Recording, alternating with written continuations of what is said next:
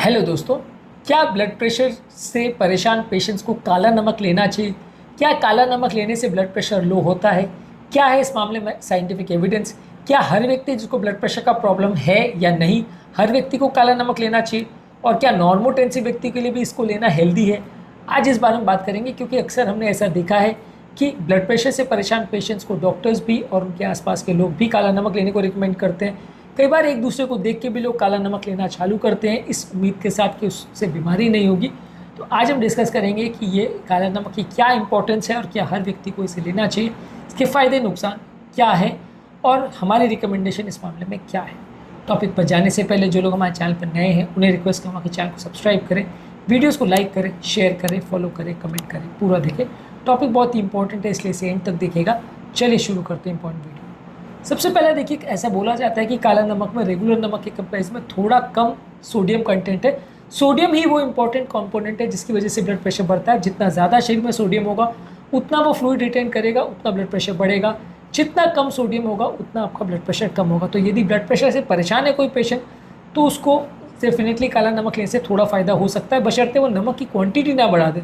अब कई लोग का ऐसा होता है कि क्योंकि वो काला नमक ले रहे होते हैं तो उनको ऐसा लगता है कि इसमें सोडियम कम है, हम ज़्यादा खा सकते हैं। तो नॉर्मली वो व्यक्ति अगर 1 चम्मच नमक अपने खाने में डालता है तो उसके बदले वो 1.5 चम्मच 2 चम्मच कर देता है, क्योंकि उसको लगता है कि ये ज़्यादा हेल्दी है। तो नमक की क्वांटिटी बढ़ जाएगी तो सोडियम उतना ही बढ़ जाएगा, क्योंकि एक्चुअल में फ़र्क खाली 10-15% का ही मैक्सिमम है। और अगर अपने खाने में क्वांटिटी में नमक की क्वांटिटी को 10-15% या उससे ज़्यादा बढ़ा दिया तो कंपनसेट हो जाएगा और सोडियम उतना ही बॉडी में पहुँच जाएगा। तो इसीलिए यदि आप सेम मात्रा में नमक को ले रहे हो या थोड़ी कम मात्रा में ले रहे हो तो काला नमक लेना बेनिफिशियल है। पर अदरवाइज़ अगर आप ज़्यादा मात्रा में नमक को ले रहे हो तो कुछ खास फ़ायदा नहीं होने वाला है। एज़ कम्पेयर अगर आप रेगुलर नमक को ही कम ले लें तो ज़्यादा अच्छा है। एक और चीज़ ये है कि मैंने अपनी प्रैक्टिस में कुछ ऐसे पेशेंट्स देखे हैं जो काला नमक लेते हैं, उनको लो ब्लड प्रेशर है, ऐसा मैंने देखा है। पर हालांकि एग्जैक्टली कहना मुश्किल है कि ये जो व्यक्ति है जिनको लो ब्लड प्रेशर है वो काला नमक की वजह से ही है कि ये वो ओवरऑल नमक कम खाते हैं या उनके बॉडी की हैबिटेट ही कुछ इस तरह से है कि उनका लो ब्लड प्रेशर है। एग्जैक्टली कहना मुश्किल है, क्योंकि ब्लड प्रेशर बहुत सारे फैक्टर से इन्फ्लुएंस होता है। हाई बीपी और लो बीपी दोनों ही बहुत सारे कारणों से होते हैं, तो इसलिए एग्जैक्टली पिन पॉइंट करना मुश्किल है कि क्योंकि ये व्यक्ति काला नमक लेता है इसलिए उसका लो बीपी हो रहा है। पर ऐसे कई पेशेंट्स मैंने देखे हैं जिनकी फैमिली में किसी को ब्लड प्रेशर था और उसको काला नमक दिया तो बाकी सब ने भी काला नमक खाना चालू कर दिया, जिसकी वजह से उनको लो ब्लड प्रेशर देखने को मिला। अब उनका बेसलाइन ब्लड प्रेशर कितना था ऐसा कई बार वैल्यूज़ नहीं मिलती है। तो इसलिए ऐसे लोगों को तो डेफिनेटली हम काला नमक लेने को रिकमेंड नहीं करते जिनका खुद का लो ब्लड प्रेशर है।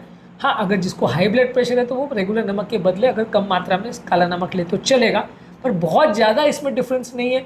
जो लो सोडियम सॉल्ट अलग से आता है, लोना सॉल्ट अलग से आता है, वो कंपेरेटिवली थोड़ा बेटर रहता है कि उसमें ऑलमोस्ट 50% पोटेशियम क्लोराइड रहता है, जो कि कंपेरेटिवली ज़्यादा सोडियम को लो करता है, पोटेशियम बढ़ाता है तो बीपी कम करता है। सेंधा नमक या काला नमक में उतना ज़्यादा लो सोडियम नहीं होता, 10-15% का ही मैक्सिमम फ़र्क रहता है, और वो भी बड़ी स्टडीज़ में कभी प्रूव नहीं हुआ है कि एग्जैक्टली कितना फ़र्क रहता है।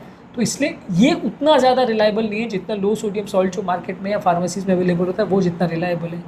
इसके अलावा हर एक व्यक्ति में इसका इफेक्ट जो है वो वेरिएबल होता है। किसी व्यक्ति में सोडियम का इफेक्ट बहुत ज़्यादा आता है, किसी में बहुत कम आता है।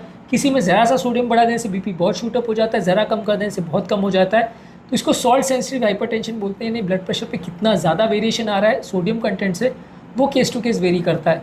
तो हर व्यक्ति का रिस्पॉन्स अलग होगा। आइडियली ये है कि हमारा सजेशन ये है कि आप रेगुलर नमक को अगर लेना है तो लीजिए, लेकिन कम मात्रा में लीजिए, जितना ब्लड प्रेशर है उसके हिसाब से लीजिए। यदि बीपी ज़्यादा है तो ही नमक कम रखिए, यदि बीपी कम है तो ज़्यादा नमक लीजिए और बीपी को नॉर्मल मेंटेन करिए। ज़्यादा लो बीपी रखना भी बहुत अच्छा नहीं है।